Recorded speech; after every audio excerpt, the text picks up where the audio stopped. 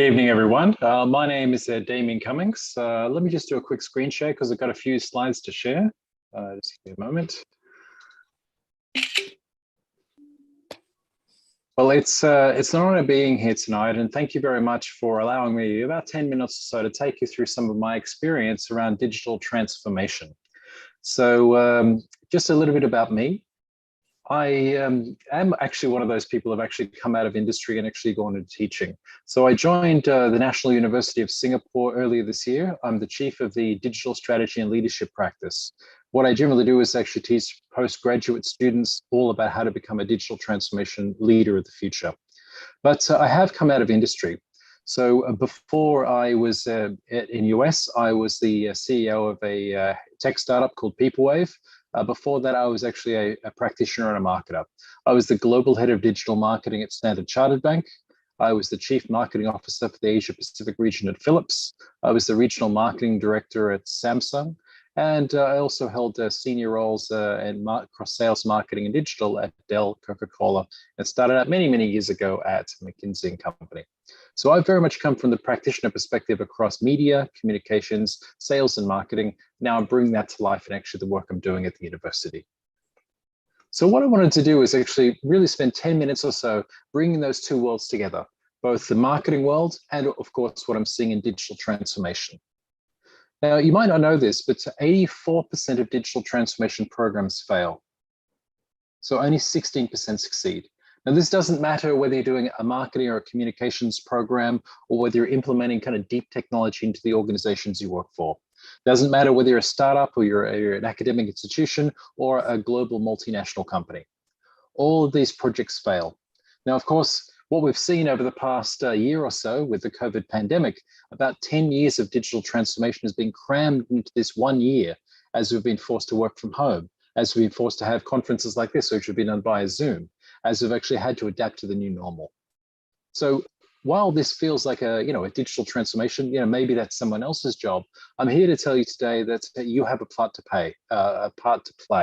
That part is whether you're a marketer or a comms professional, whether you're a student about to enter the workforce, or whether you're an academic actually teaching this for the next generation. We all have a role to play to make sure that digital transformation projects actually work. So what is digital transformation? Well, I'm not going to give you a definition. I'm sure I can come up with your own. For me, it could be the media mix model changes, going from traditional to digital media, and most of the marketing professionals have gone through that. It could be going from paper to digital, or digitization journey that most people have gone through. Or it could be simply that you're looking at things like omni-channel, going from traditional retail or storefronts into a new way of using mobile apps or e-commerce to actually sell to consumers. Doesn't matter what it is. What's important is it's made up of these different elements. So first of all, any leader driving a digital transformation has to develop a strategy. That feels really obvious, but I'll explain why that was needed in the next slide. Of course, what we often see is that there's actually engagement, which is usually a challenge or an area where most marketers and comms professionals need to play a role. You need to get your organization across that journey. Of course, it needs to be technology driven with innovative technology, and of course, actually putting in place the digital transformation.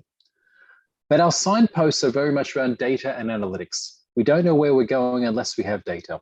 And underpinning that is very much what a lot of the faculty and esteemed colleagues here do, really look at a culture, leadership, and upskilling, making sure we've all got the right foundation, whether it be actually moving into an agile way of working, using concepts like lean, making sure you're across both digital, traditional media, or of course, just generally have the right level of digital literacy to make this journey real.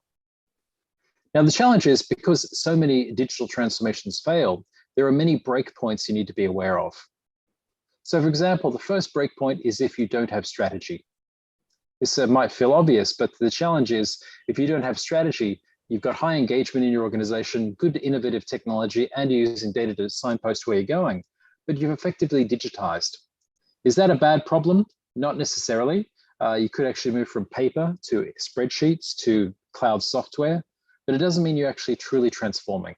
It just means there's usually a lot of busy work going on, get people to cloud or on-prem servers, or effectively trying to get all those pieces of paper and all those physical processes into some sort of digital format. And it's usually a great starting point for anyone trying to get going in digital transformation. But digital transformation usually implies a 10x multiplier. We're going to make 10 times bigger revenue. We're going to survive the changes of the pandemic. We're going to engage our customers better and delight and surprise them. So that doesn't happen without strategy. Next, what we see is a lack of engagement, the key problem in about 70% of the digital transformation failures. Engagement is where your organization just gives you a great deal of resistance to any project, not necessarily digital transformation, but any change project coming through. In most larger organizations, what you have is a highly engaged C-suite. The leaders are really, really happy to get going. You've got a younger generation or new hires that are coming in and are 100% supportive and have high energy. But the problem is you have what's called the frozen middle. The frozen middle are your middle managers, your people who've been in that role for a while, the people that have the power to say no. And every single person in your organization has that power to say no. And often they'll say no without even saying a word. They just refuse to engage. They'll actually just not support you. And in some cases, they might even sabotage the work that you're doing. We often see this as in the form of politics inside an organization.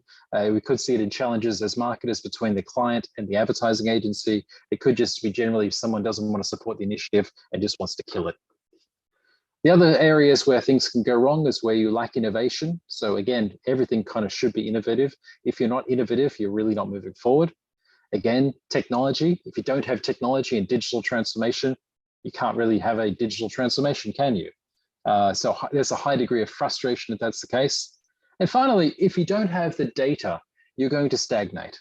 You know, with the best strategy, a highly engaged workforce and good technology, you still don't actually know where you're going. And again, the challenge is all media, marketing, and communications professionals have to be data and digital experts by default. They need to speak the language of data to understand consumer mindsets, to understand how to drive the project internally. And again, data is the new currency to do anything inside large organizations nowadays. And again, I just want to talk about, is there a role for communications or marketing professionals to play? Well, actually, there very much is. So when you look at actually who drives digital transformations, it's often the CMO. That might be surprising, but if you think about it, most of us going through a digital transformation usually look to the CMO for a couple of reasons. I think back to my days at Samsung, we had $1 billion of marketing budget, $1 billion for the region. That excluded India at that point, but it was really Southeast Asia. Yeah, it's markets excluding China, Korea, and India, but it was the other parts of Asia. With that $1 billion budget, we could, marketers usually plan month by month, quarter by quarter, or year by year. That means that if we wanted to try something new, let's put in a new piece of technology, let's engage customers in a different way, let's do some market research to get things going. The CMO is the budget holder to make those things happen. You can move fast, test, and learn. Now, of course, the CEO should lead, but the reality is they don't. Now, that's tied up in a lot of things. Ego, lack of skill sets, they're real challenges. So a lot of CEOs cannot admit weakness, cannot admit that they don't have the right skills, and certainly don't want to admit that they can't lead a digital strategy. So what they do is actually kind of defer to their CMO or CAO, or what most often happens is they hire a very expensive resource, like the jobs I've had in the past, called a chief digital officer or a head of digital. You'll see low competence CMOs often have a highly competent CDO. Now, of course, that's not a sustainable solution because that CDO has a very short time frame. They get very frustrated and they can't move up. And the CMO may be a fantastic, what I call the Teflon raincoat. They can do a bit of Tai Chi and move the politics around. Nothing sticks to them, but actually they kind of stay in those roles forever and usually drag down the organization they're in. So CMOs have a fantastic role to play. They're not super consultants like CDOs. They've got a limited lifespan. They're not IoT people that need to put their budget into Microsoft Office or Excel or all these other kind of must-have technologies that can't be shifted easily. And of course, they're working directly with CEOs already, and it's a real challenge. So often, I hear a lot of communications and marketing professionals moaning that they're not driving enough digital transformation, but that's what they've got to do. Put your hand up, lead from the front. And my last slide is really just understanding some of the roles that a marketing or a media or communications professional can play around that. The first piece of advice I would give a marketing professional is do not leave it to the IT or digital team. Sit down with the CEO, take charge. Marketers are great storytellers, but let's move out of the world of fluff and smoke and mirrors and sit down and actually start to talk about business results. How am I going to save money? How am I going to make money? How am I going to age people better? How am I going to make my business survive the COVID pandemic? Of course, the best thing that most communications marketing professionals can do is help the teams around them engage. They must figure out who are the people in their organization they're going to lose and make them the winner. And again, that's a whole separate topic for another time. But again, that's the most important skill any marketer needs to drive any level of change. Of course, data needs to be understood. Let's stop talking about vanity metrics. Let's stop talking about reach and frequency and brand engagement. None of that stuff matters to a CEO or a board. They don't get it, they don't understand it, and frankly, they shouldn't. They shouldn't care. What they should care about is, am I growing this business? Are our customers happy? Or where can I save money? This needs to be a common language that the marketer or comms professional is driving with the C-suite, and of course, have that terminology understood by everyone so we're all on the same page. And again, too often as a marketer, what we do is tend to hide behind our own terminology, our own glossary of terms.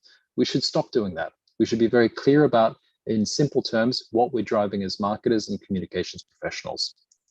And again, what I tend to find is the higher you go up in the marketing and comms world, the more it's about the soft skills and it's more about taking everyone on the journey with you. You can't leave anyone behind. And again, in the world of digital transformation, it's making sure that everyone has at least some level of training around what digital is, what's omni-channel in the e-commerce experience and how do you engage a retail side of things? What kind of data points are you using and how do you do analytics in a way that makes sense? How do you use digital marketing versus traditional marketing, or is there a difference anymore? How do you think about social media and engaging audiences around that? But developing competency and having a fantastic team of giants around you is one of the core things great marketers need to do to drive and succeed in any digital transformation. But with that, thank you very much. It's been a pleasure talking to you tonight, and it's been my honor to be here. Thank you. It's